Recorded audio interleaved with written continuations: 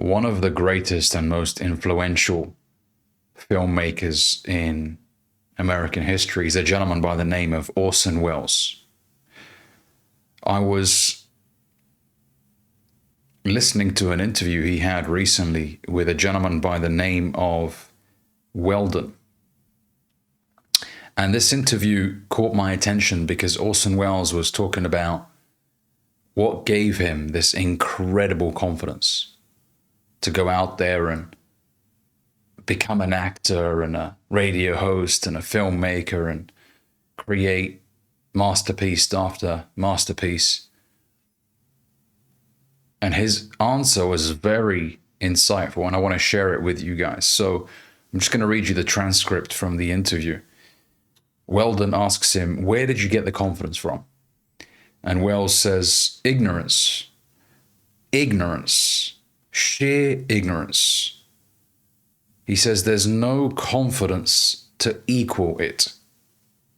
It's only when you know something about a profession that you're timid or careful. Oh, that's a bar. It's only when you know something about a profession that you're timid or careful. And then Weldon asks him, "How does ignorance show itself?"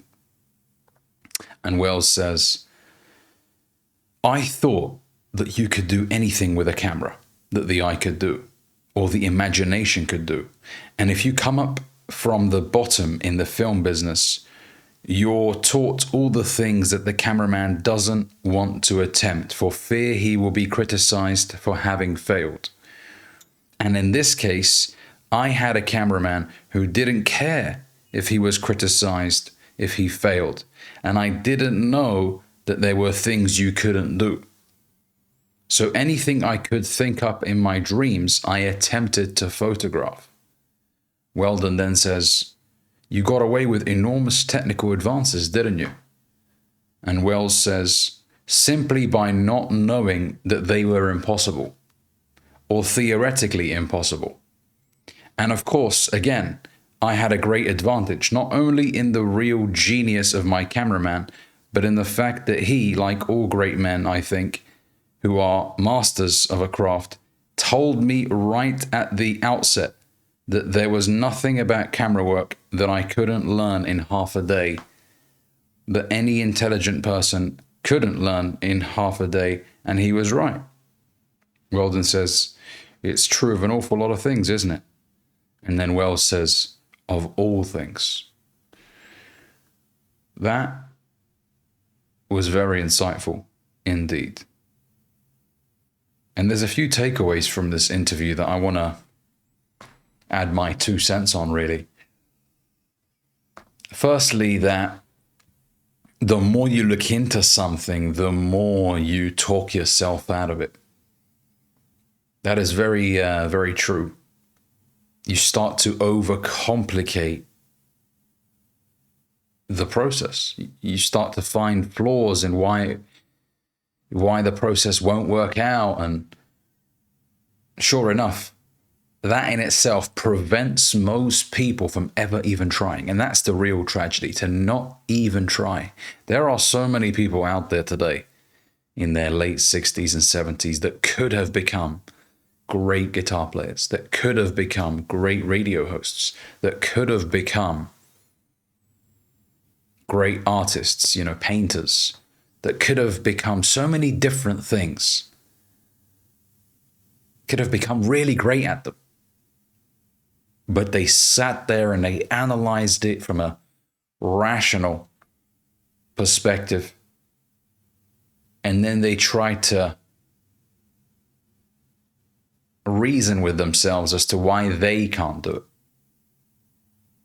Instead of just doing it, instead of just dumbing it down and doing it. And this is where the power really lies, gentlemen, in dumbing it down and doing it. What does dumbing it down and do it means? It means just go balls deep. Stop worrying about it and just get going. What's the first thing I need to do? Okay, let me do that. For example, making videos. A lot of people overcomplicate it. All you got to do is turn a camera on and talk to it. And that's it. There's nothing else to it, technically speaking. Now, you might assume that you're going to be terrible, but you might also be good enough. You know, that's the thing. You're going to improve over time.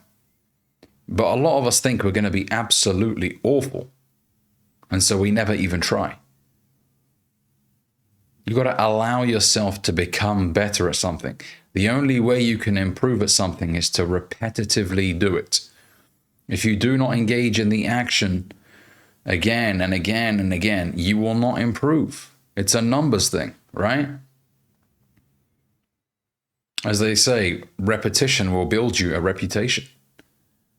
There's no person that just did something once and then lived off that the rest of his life. I mean, don't get me wrong, there are musicians that produced a hit piece, but prior to that hit piece, they probably produced maybe even hundreds of songs that didn't really perform, right? So you gotta just get going. And what he said towards the end of that interview was that anything can really be learned in half a day. You know, most skills can be learned to a satisfactory level. We're not saying you're going to become world class in half a day, but you're going to be good enough to sort of manage your way through the process. Not excellent, satisfactory. And they've done studies on actually how long it takes you to learn sort of the fundamentals of a skill.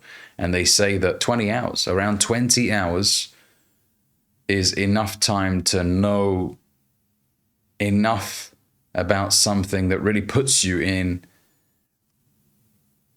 the sort of the top 20% in that niche, in that business, right? 20 hours of learning, for example, how to trade puts you ahead of 80% of people when it comes to their knowledge about trading. It doesn't mean you're an expert, but you know more than 80% of people about trading, right? Same thing when it comes to languages, instruments, learning how to play an instrument, right? And especially, the thing is, when you're young, you have time on your side. That's when you should go out there and fail as much as possible. Fail forwards. Fail as much as you can, as quickly as you can. I always say that. Fail as much as you can, as quickly as you can. That's how you're going to improve very quickly. Give yourself 6 months. Assess your performance. Another 6 months. Another 6. Before you know it, you've been doing something for 5 years and you're really fucking good at it.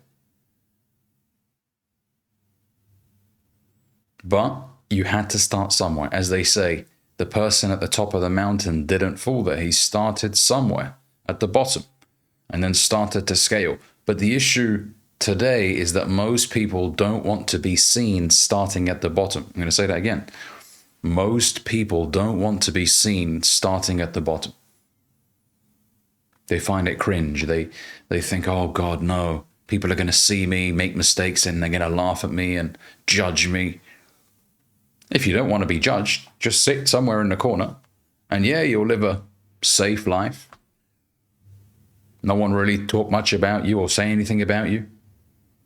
But you're pretty much going to be forgotten. And you're going to feel resentment inside for having never tried the thing that you really want to try. It's going to eat you up. Yeah, you'll live a life a judgment-free life, a criticism-free life, but you're invisible. And you're burying your true desires into the ground because you're afraid of what some mortal human being has to say. I've said this before, in 100 years, every single person watching this video that is currently alive, most likely will be dead. Now, there are going to be some people that live a little bit longer, but the majority of us in 100 years will be dead. We'll be beneath the bloody ground, 6 feet under. So it's not going to matter. So if it's not going to matter because we're all going to fucking be dead in 100 years, then what are you scared of? Oh, but there's a guy that I used to go to school with. He's going to be dead. Your mum's going to be dead. Your dad's going to be dead. Everyone's going to be dead. And I know it sounds really sad and, depressing, but this should also, encourage you, empower you to go out there and create and do as much as possible, because it's not going to matter in 100 years. We're all going to be underground. But at least you could say that you got to do the thing that you really wanted to do. You made the most out of life. You didn't live a life of cowardice, tiptoeing, afraid of causing any noise, afraid of garnering any attention. Dumb it down and do it. Tell yourself, you know what? I'm probably going to be a little bit embarrassing when I start. If it's public speaking, you're probably going to stutter a little bit. You're probably going to look a little bit awkward, standing at the front of the room, presenting your idea. But I got to start somewhere. When it comes to playing the guitar, yeah, you're going to make a few mistakes and it's going to sound a little bit bad. But that's my start. If you're an electrician, you're going to make mistakes. If you're a carpenter, you're going to make mistakes. Whatever it is that you do, the very first time that you do it, you're going to make mistakes. But I want to correct a certain perspective that a lot of people have when they say it's difficult. When they do something for the first time and they say it's difficult, it's not. What it is it's new. So tell yourself it's not difficult, it's new. I've never done this before. Hence why I'm finding it a little bit challenging. But sure enough, the more you do it, the more you familiarize yourself with the action, the more it will start to make sense. And then attempt number 712 will be far more smooth than attempt number 1 or attempt number 6. The more attempts you do, the better you will be. So allow yourself to look a little bit silly. Allow yourself to make the mistakes, because that's how you're going to improve. So dumb it down and do it. Thanks very much for watching, gents. If you haven't already checked out my school community down in the description below, I have a exclusive community of men called the Top 3%.